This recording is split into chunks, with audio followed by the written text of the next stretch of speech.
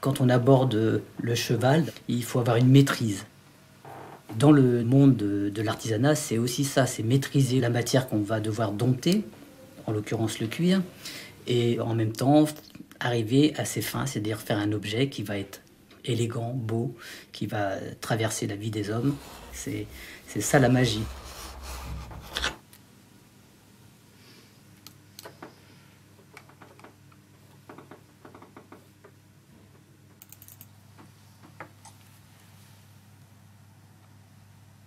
Il ne faut pas rester enfermé dans une matière. On est dans l'objet qui est contemporain. J'ai passé quelques nuits à réfléchir comment je vais faire pour tenir mon clips. Il va se clipser sur la pièce en cuir, mais comment ça va tenir? Qu'est-ce que je vais mettre là? Ce qui est important pour l'artisanat, c'est de penser les choses, dire tiens, je vais faire ça, et tout de suite le schéma doit dans la tête, et dès que le schéma est élaboré, les mains partent et on avance. Et après, c'est l'aventure. Je vais serrer. Ouais. Donc.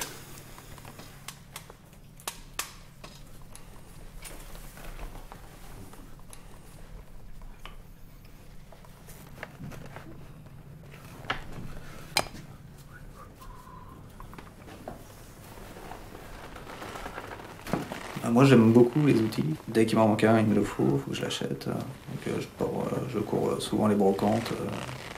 Moi j'adore les outils, donc je suis toujours à la recherche d'un truc que j'ai pas. Là, à l'heure actuelle, depuis déjà pas mal de temps, je cherche un marteau. Je cherche sur internet. Je cherche partout, quoi.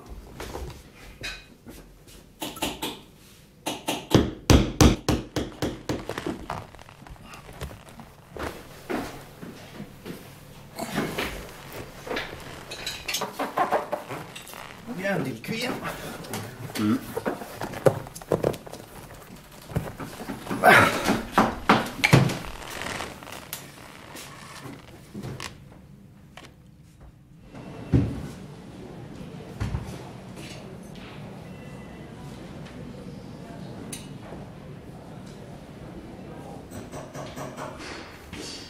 On se rend compte que même si l'on fait quelque chose qui aujourd'hui est top, au niveau de la qualité, au niveau du montage, les règles de montage sont les mêmes. Les matières ont beaucoup évolué, le rendu, la manière de piquer, la manière de coudre, des assemblages qui se font plus facilement.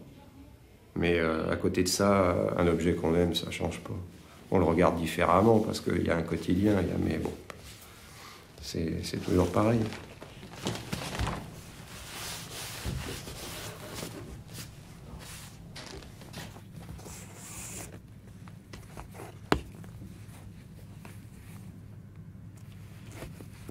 La lumière et puis le temps changent constamment, et un endroit qui un jour vous paraît triste parce que rapidement purée de poids, un temps un peu pesant, on se dit qu'est-ce que je fais là, quoi. Et le même matin avec petit oiseau qui chante dans son coin, une lumière un peu tamisée, ou tout simplement un jour qui va pousser la nuit et qui va l'envoyer, voilà, il y a une belle luminosité, ça met plein de choses et de sens en éveil. Et là vous n'êtes plus le même homme ou la même femme. C'est différent. Et ça, il n'y a que les gens qui se lèvent tôt qui le savent.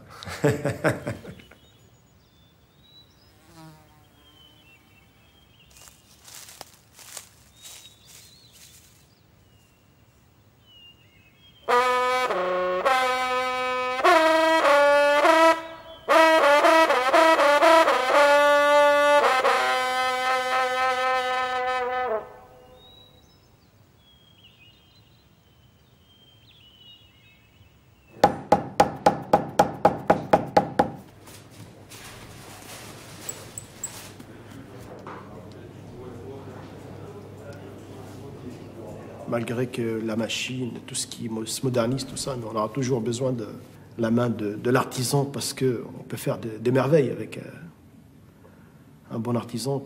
Il peut vous sortir plein des choses merveilleuses que la machine, de fois, elle est incapable de le faire.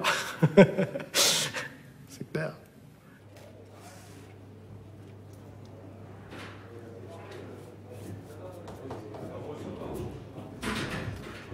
يفهم الجدين وتبقى صنعة اليدين. Ça veut dire l'argent des grands-parents disparaît et le travail manuel restera.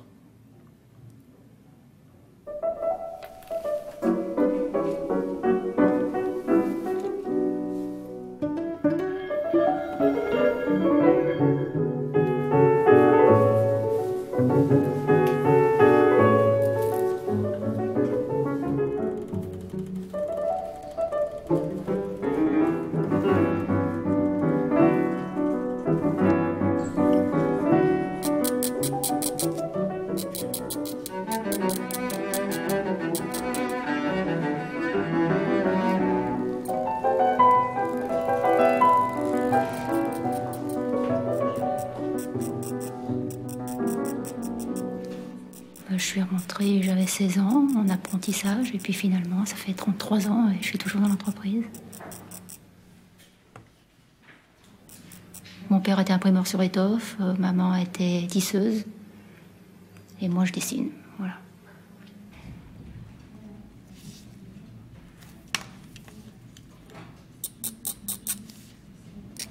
Et ce qui est très intéressant, c'est qu'à chaque dessin on apprend plein de choses. Chaque dessin a une histoire. Donc c'est ce qui est très important, je trouve. On se documente, moi j'essaye de chercher tout ça, je découvre toujours plein de choses. Quand je passe des fois 1500 à 2000 heures sur un dessin, donc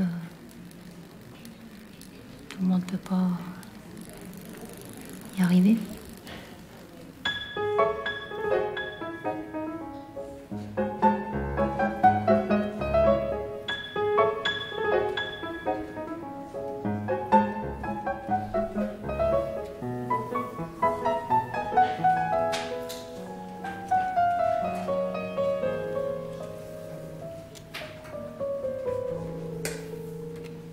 J'avais la passion du dessin, tout simplement, et ça me permet d'exercer mon métier, mon amour pour le dessin et la peinture, avec un outil moderne qui est l'ordinateur.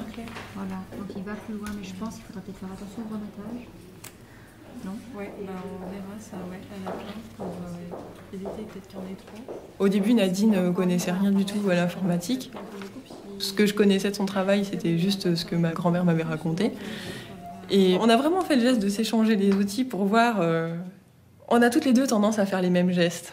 Et ça, que ce soit un stylo, une plume, un pinceau ou un stylet de tablette graphique, finalement, le geste, il est toujours là. L'artiste, lui, met ses couleurs les unes sur les autres, tandis que nous, en fait, on fait le contraire. On décompose dans notre tête. Donc, ce qui veut dire, admettons, 40 couleurs, j'aurai 45 cadres. Parce qu'on pense toujours en couleurs, mais on dessine en noir.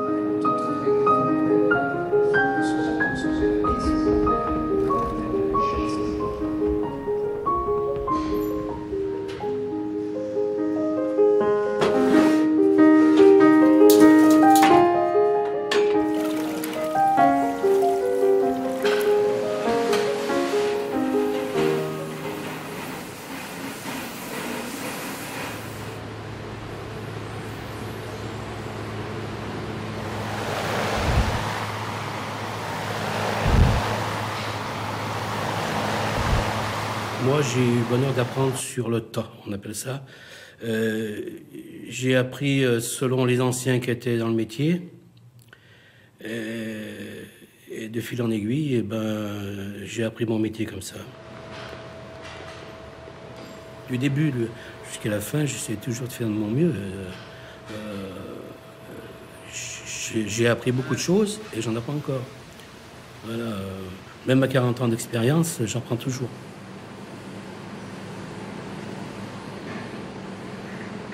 Vous savez, le matin, je me lève même à 58 ans.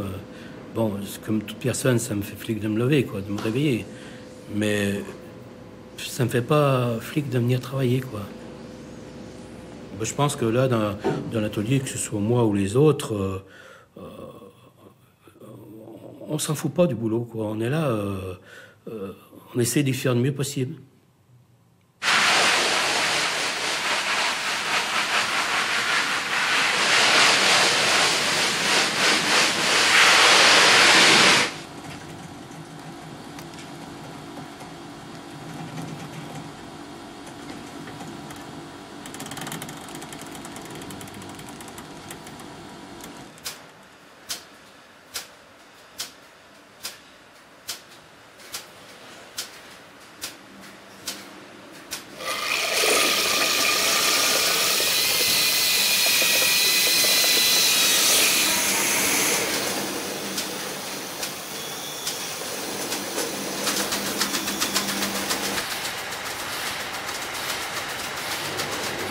Je fabrique les couleurs pour l'impression.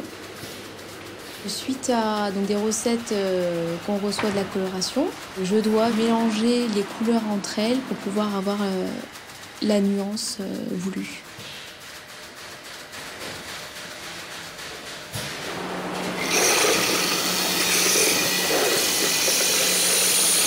Mes parents ils m'ont éduquée sous les traditions, les coutumes Hmong.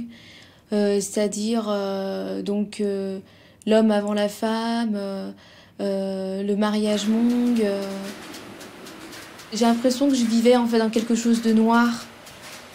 J'étais enfermée, donc je voyais pas qu'il y avait autre chose en dehors. Et mon entrée dans l'atelier m'a fait découvrir les autres et la liberté. Et c'était une nouvelle chose pour moi.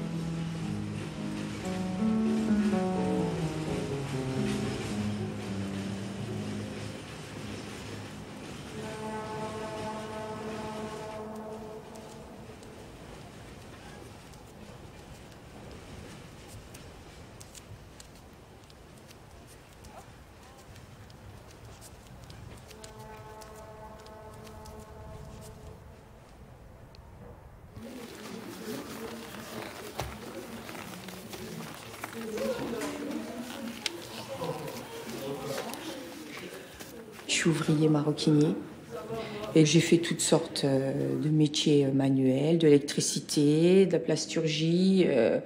Bon, ça me plaisait, mais justement, c'est ce côté artisanal qui fait que je suis venue à ce métier. Puis moi, ça m'a tout de suite plu. Hein. Il y a une satisfaction de faire un travail personnel.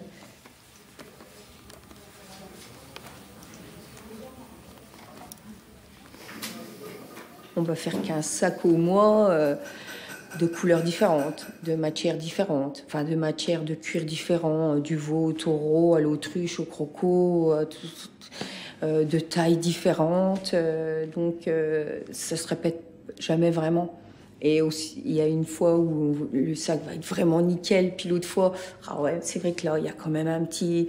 C'est fait main, donc il y a toujours un truc différent. On ne peut pas dire que ce soit toujours pareil. Moi, de ma part, c'est comme ça que je le vois.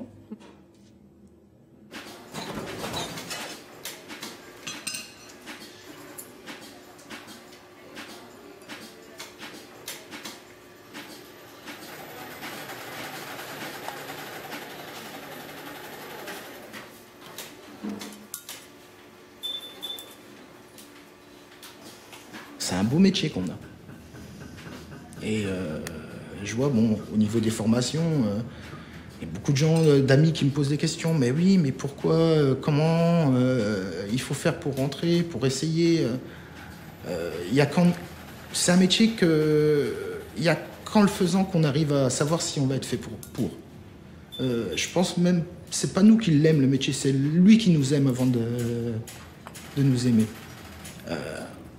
On l'essaye, il nous adopte ou il nous adopte pas. Et là, s'il nous adopte, ben, c'est parti, quoi.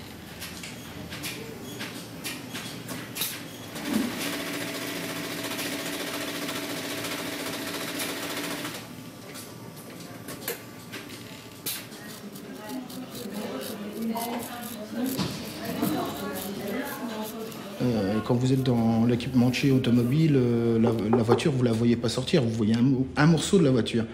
À la maroquinerie, on coupe les morceaux, on les assemble, on fait un sac, on met sa lettre d'artisan. Donc même déjà, rien que de mettre sa lettre d'artisan sur un sac, c'est une fierté personnelle parce qu'on sait qu'il va être quelque part dans le monde, que quelqu'un va le porter et c'est le sien.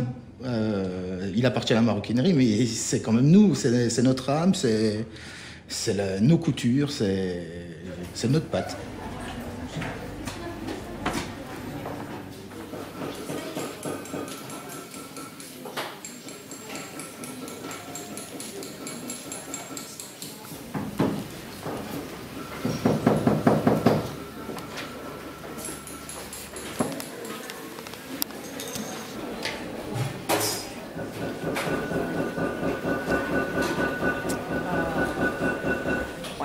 J'ai pas mal. Pour une jeune là, qui a découvert le métier lundi. Ouais. Ah, c'est pas mal, hein, c'est le demi-dos de Shinami. Ah oui, ouais, c'est pas mal. J'ai quand même bien travaillé. Sa couture de sanglon pour quelqu'un qui n'a jamais fait. Ouais, c'est bien.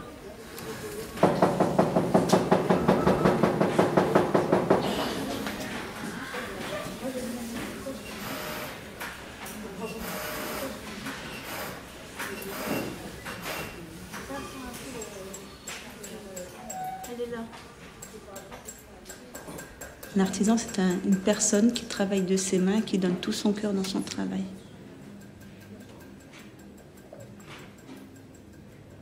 J'espère devenir bientôt. Je travaillais en boulangerie, donc totalement différent. J'ai envoyé mon CV, j'ai passé les tests. Et donc en passant ces tests-là, je me suis vraiment dit, c'est pour moi, c'est un métier pour moi. Enfin, pour l'instant, je suis seulement en formation depuis une semaine. Mais c'est passionnant. Juste. Alors, on tapote un peu au maillet. Légèrement. Hein. Vraiment pour dire que la colle, elle adhère. Voilà. Tu badigeonnes. Alors, je fignole un peu ici. Ouais, un peu. Ça fait des années que je voulais du travail, et puis bon, j'ai travaillé en usine, j'ai fait des formations, j'ai travaillé aussi dans une entreprise de biscuiterie. Et puis là, j'ai l'impression, mais je me dis, mais pourquoi je ne suis pas rentrée plus tôt? Pourquoi? À 59 ans, vous n'êtes pas employé un peu partout. J'ai donc donné ma candidature à l'agence ANPE. Et puis j'ai passé les tests. Et je me retrouve aujourd'hui en formation.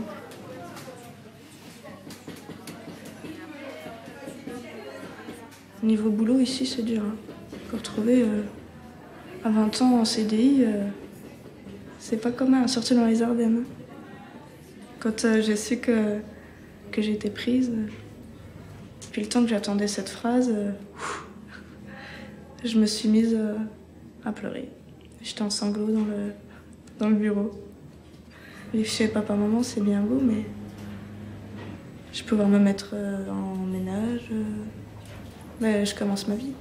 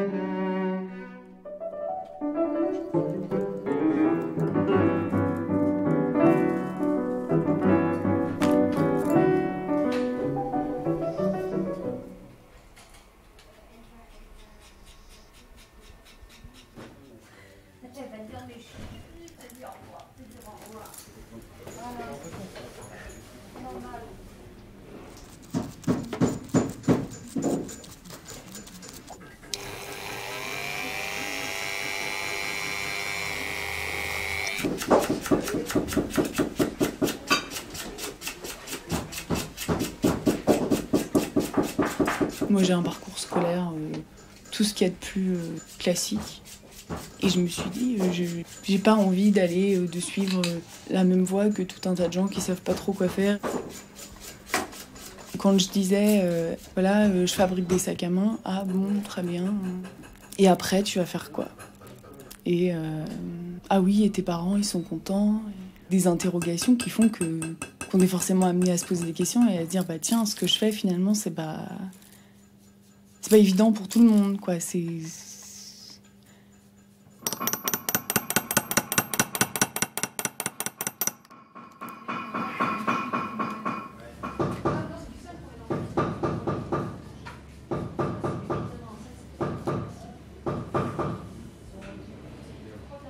Étant enfant, je faisais des maquettes de bateaux. Et ben maintenant, bon, bah, c'est un sac à main. Donc, c'est des pièces qui sont à plat. Et puis après, bah, je le monte. Puis à la fin, bah, j'ai plus qu'à le donner à mon contremaître pour qu'il puisse l'envoyer en boutique. C'est encore mieux parce qu'il n'est pas exposé dans ma chambre, mais bon, un peu partout dans le monde.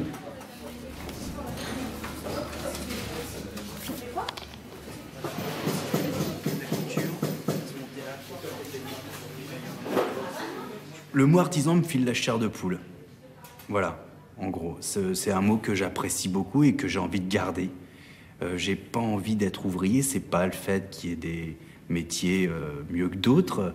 C'est que, voilà, je suis fier de faire un sac du début à la fin et que c'est moi qui l'ai fait et que quelqu'un est en train de le porter et que j'ai pas fait qu'une partie du sac. Donc voilà, c'est ça, je suis artisan avant tout.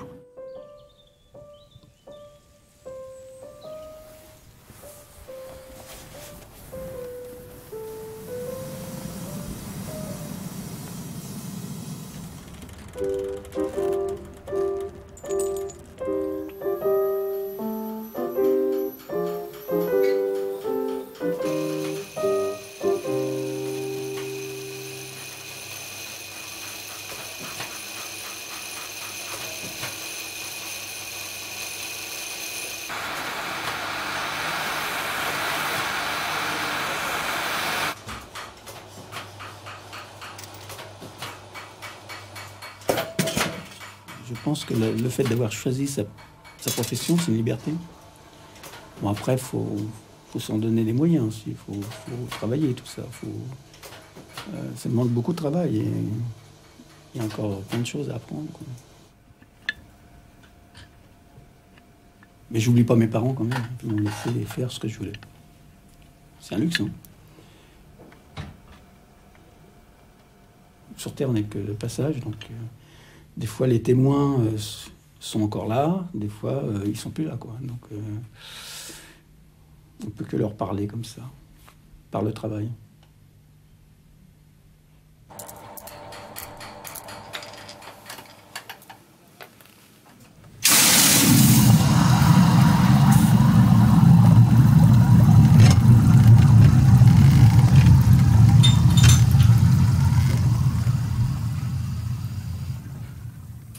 Ma femme a dit toujours que j'aime les belles choses, mais c'est vrai que, je sais pas, c'est peut-être inné, c'est peut-être en moi, je sais pas.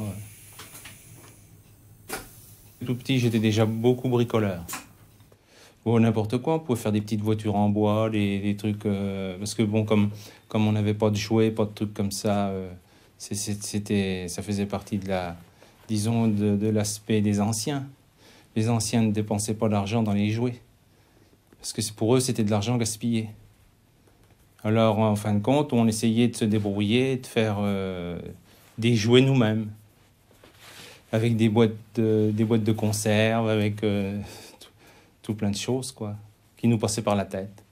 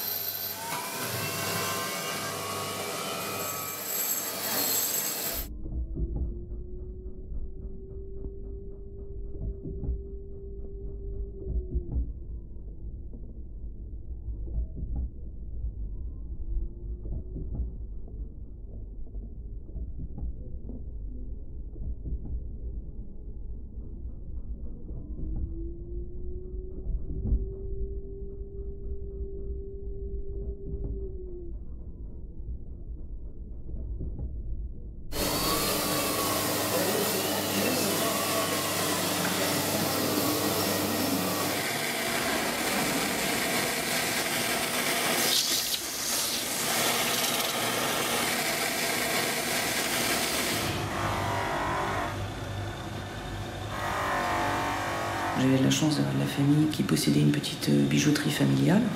Toute petite, je gambadais dans la bijouterie et c'est vrai que toute petite, j'ai été bercée dans ce milieu-là.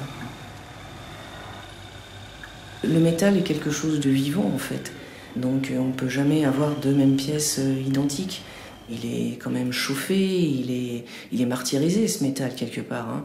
On lui tape dessus, on l'étire, on le réchauffe, on le recuit, on le plonge dans des bains, on le polit. Donc c'est vrai qu'il est martyrisé ce métal, mais à la fin il donne quelque chose de superbe.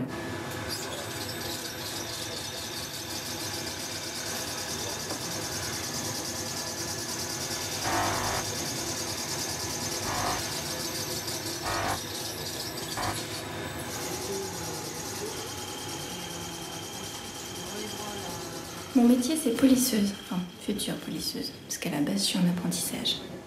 C'est comme si c'était votre premier amour, on va dire ça comme ça.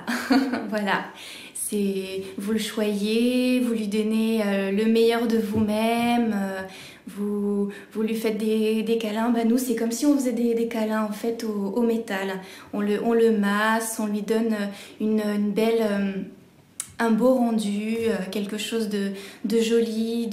C'est vraiment le polissage, on va dire que c'est la fin d'un travail qui permet de donner vie.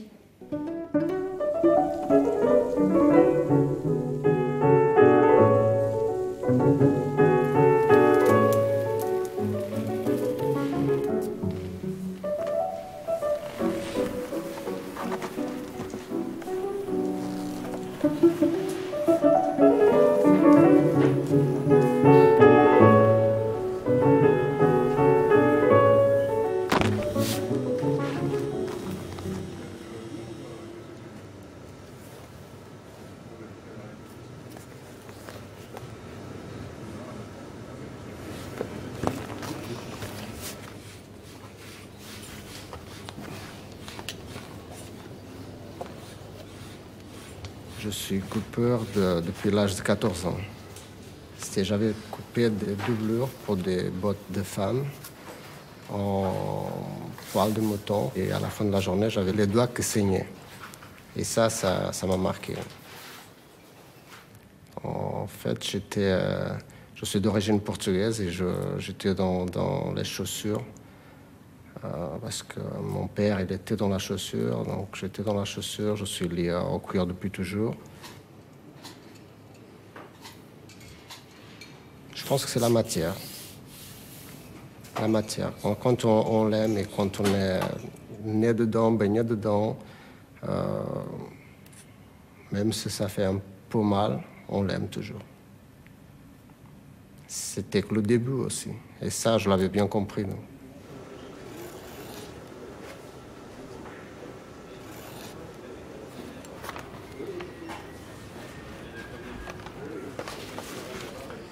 Moi, je prends les pots, je m'organise, je regarde ce que je peux faire dedans et après je m'arrête.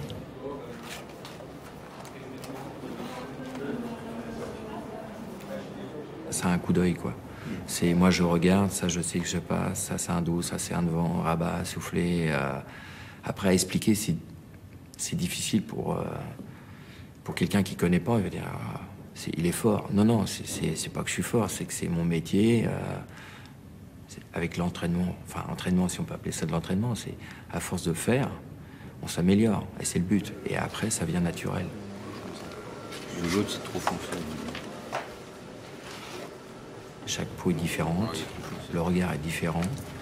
En fin de compte, une peau, je la lis. Ah non, ça se voit. Celui-là, il est bon.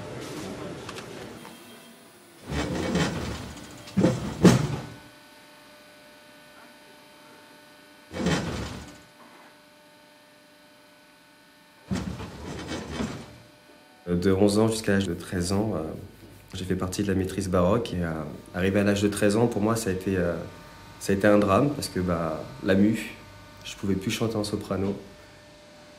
Pour moi, je dirais pas non plus que ma vie avait plus de sens, mais c'était vraiment la seule chose que je savais faire, c'était chanter la musique baroque. Le cuir, la façon qu'on peut le manipuler, ça peut chanter. Il y a certains cuirs, quand on va frotter dessus, ça chante.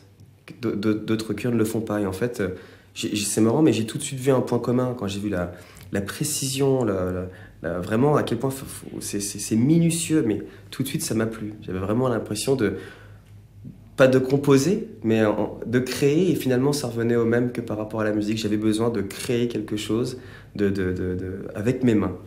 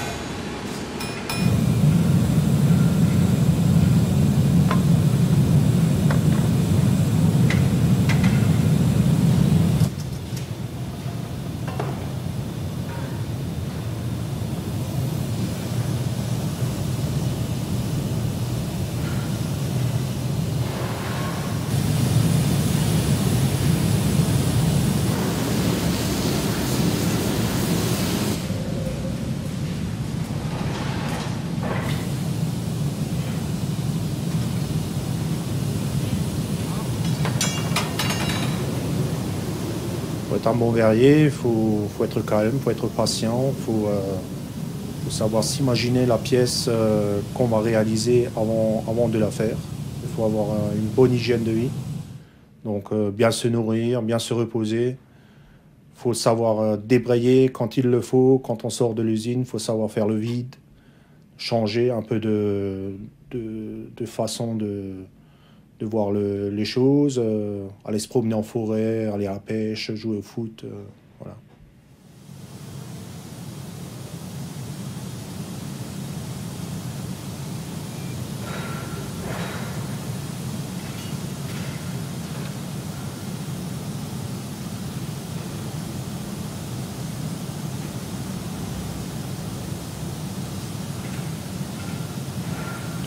La première fois que je suis rentré dans la cristallerie, je devais avoir 7 ou 8 ans. J'accompagnais un de mes frères qui ramenait le casse-croûte à mon père. Donc on a traversé la halle et on a ramené le casse-croûte à mon papa. C'est une longue histoire de famille. Je fais partie de la 6e génération dans la cristallerie. Donc j'ai encore 3 frères qui travaillent pareil à la cristallerie au Verchaud. Et un neveu qui a débuté il y a 3 ans.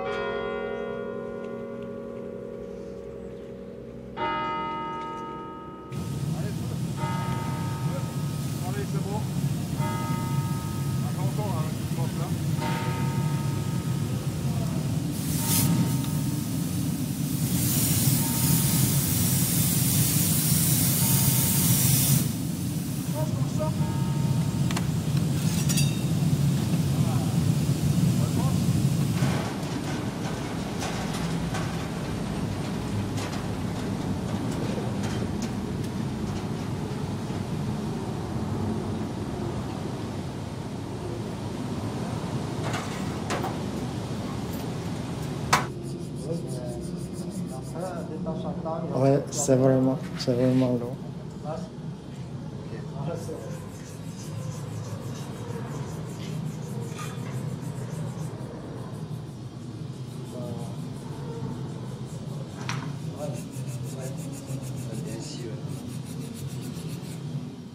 On a cherché le travail pour trouver quelque chose pour vivre, pour continuer la vie, c'est ça. Non? Et heureusement, je suis tombé sur ce métier-là. Jusqu'à aujourd'hui, c'est ça. Depuis 75, depuis que j'étais l'officier politique, c'est pour ça. Il faut que je trouve le boulot. C'est ça. Au fur et à mesure, c'est comme ça qui m'apprend le métier, vraiment toutes les ficelles du métier qu'il faut avoir, parce que c'est vrai qu'il y a pas mal de techniques pour entretenir un moule. C'est pas juste on fait ça parce qu'il faut le faire, non, c'est vraiment chaque moule a sa technique pratiquement. C'est vraiment, il faut pas faire n'importe quoi, ni avec n'importe quoi. Il faut être très précis, très concentré dans son travail. Si on n'est pas concentré, si on n'est pas réveillé le matin, si on commence à attaquer un moule, alors là, c'est pas bon du tout parce qu'on peut vraiment le détruire. Et là, c'est catastrophique parce que c'est un enchaînement, hein, c'est vraiment effet boule de neige. Hein, si le moule ne marche pas, les verriers ne peuvent pas travailler et toute la suite, toute la chaîne se brise finalement. Au début, on se connaissait pas, c'est ça. Et bon, il a l'accent, parfois c'est pas tellement facile de se comprendre, mais après on commence à faire le langage des signes un peu, on se débrouille, mais jamais on m'aurait pensé travailler avec quelqu'un qui vient de si loin, mais c'est vrai que c'est vraiment une expérience, ouais, c'est une leçon de vie aussi. C'est presque comme un père, c'est vraiment, il explique vraiment les choses de la vie, quoi, vraiment comme un exemple. Ouais. Oui, c'est moi qui transformé à lui, c'est pour ça. Malheureusement, il n'y a pas d'école de polissage, de pour entretien des murs comme ça. Malheureusement, il n'y a pas d'école.